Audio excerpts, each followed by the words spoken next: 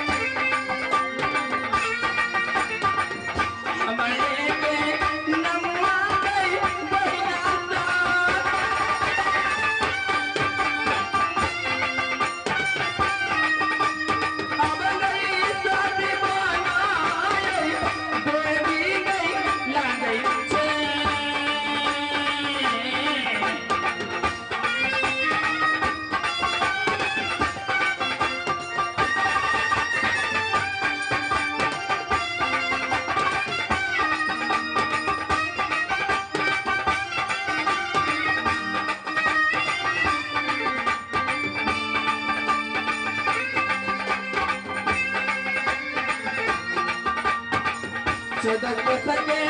जंगलियो लागे छे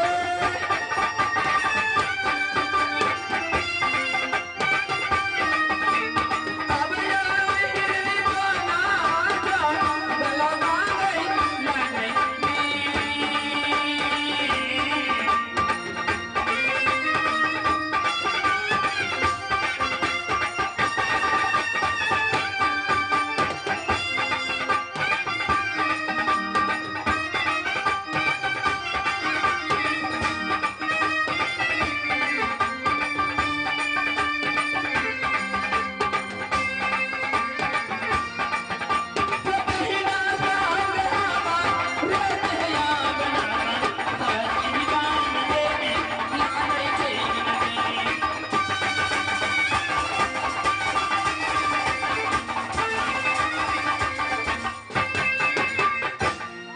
हमरे नाम लगे सती बन देवी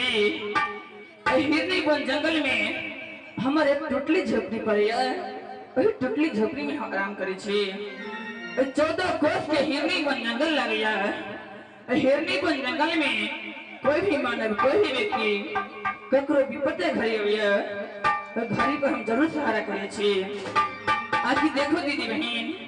एक समय के बाद छे जब अपना टुटली झोपड़ी में आराम करे छला तो हिरनी बन जंगल में एगो अबला स्त्री है अबला स्त्री के एहन दुख पर ले एहन भारी से भारी संकट पर ले अकरा दुनिया संसार में कोई नहीं सहारा मिले जब हिरनी बन जंगल में आयल ओकरा हम सहारा के लिए ओकर नाम छे सती सुषमावती और वो 6 महीना के गर्भवती छे जब हमरा टुटली झोपड़ी में कुछ दिन रहल तो ओद से एक लड़का पैदा लेला और लड़का के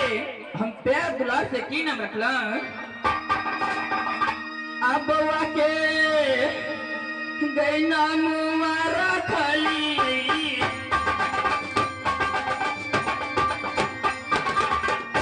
जंगली का गई बाधा का रखली जंगली का गई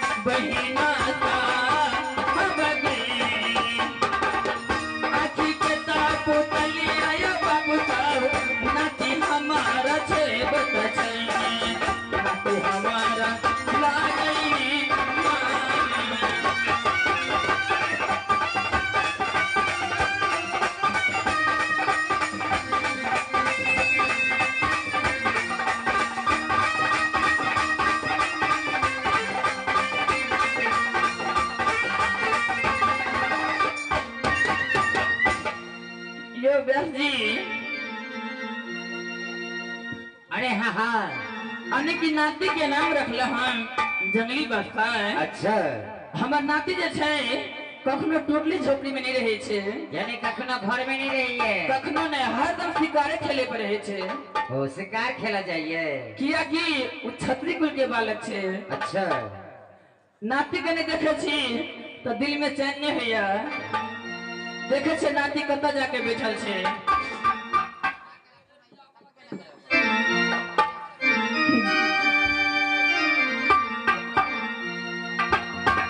जल्दी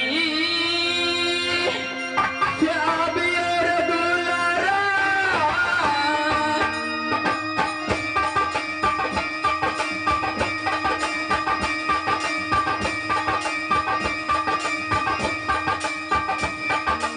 आरोहिणी बोला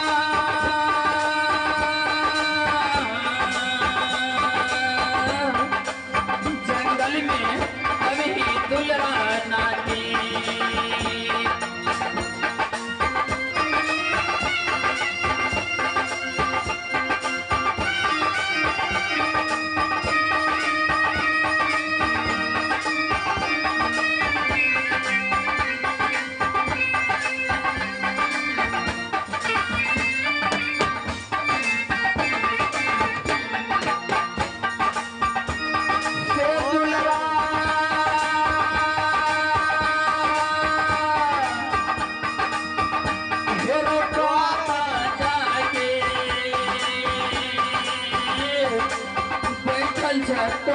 दुनिया सना सारंगे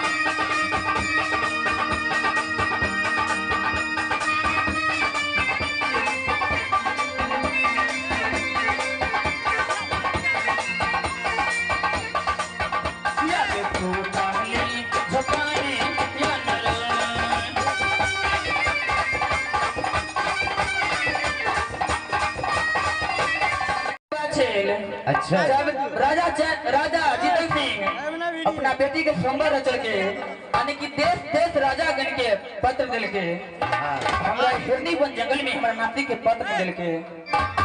अपना नाती के हम आदेश चलाओ। अरे देखो नाती तू चल जा कहाँ तो चांदी गिर नगर राजा जीतन सिंह अपना बेटी के संबर रचवैया तो सत्यनारायण कुमारी के डोला अपना कहाँ आना तो हिरनी वन जंगल अखन नाती हमर यानी कि कन्या के लगे चल आयल छे। ओ यानी कन्या के लगे चल आयल हिरनी वन जंगल यानी कि नाती ने पुतो हमर चल आयल छे। अच्छा नाती अखन से हमर कोहबर घर में जाय से हम कुछ देर आराम करब तकर बाद आगू की चले हमाया बा भेली गई दीदी का बियाह टूटा लिता के जो परिया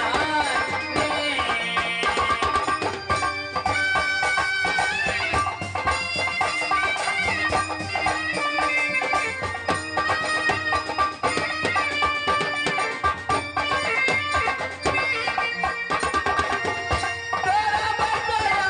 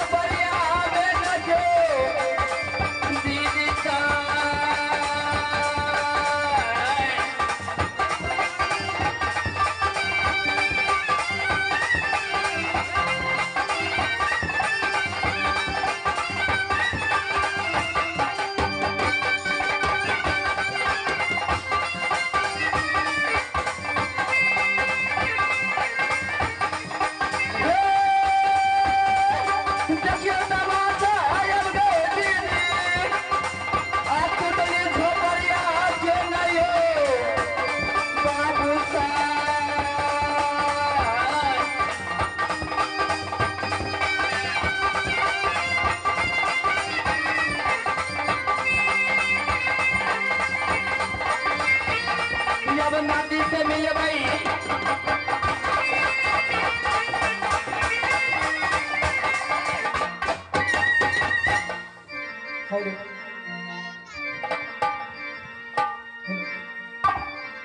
सदा भवानी दाहिनी है जी सन्मुखी रहे गणेश सदा भवानी दाहिनी है जी सन्मुखी रहे गणेश अज तीन देव मिल रक्षा कर अज ब्रह्मा विष्णु महेश